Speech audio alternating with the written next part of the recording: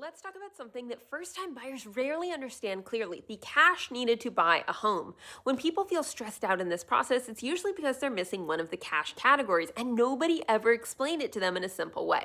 I want you thinking in four buckets. Bucket one is your earnest money. This is your good faith deposit when you go under contract. It's not extra money, it's typically credited back to you at closing, and it helps show the seller that you're serious.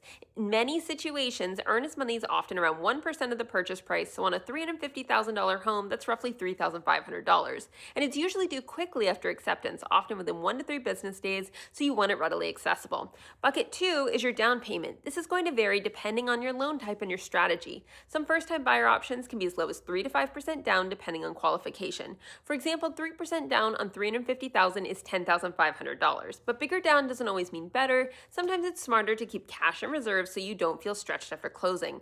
Bucket three is closing costs. This includes lender fees, title work, prepaid items, and other things like setting up your escrow account.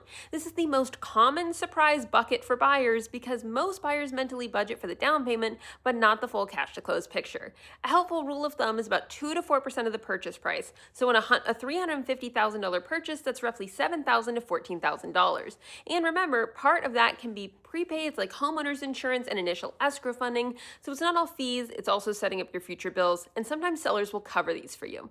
Bucket four is your buffer. This is what prevents "I bought a house" from turning into "I'm stressed out every month."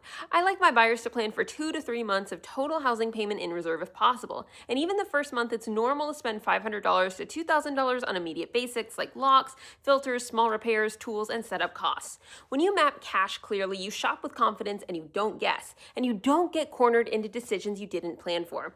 Thanks for watching, and I will see you in the next module.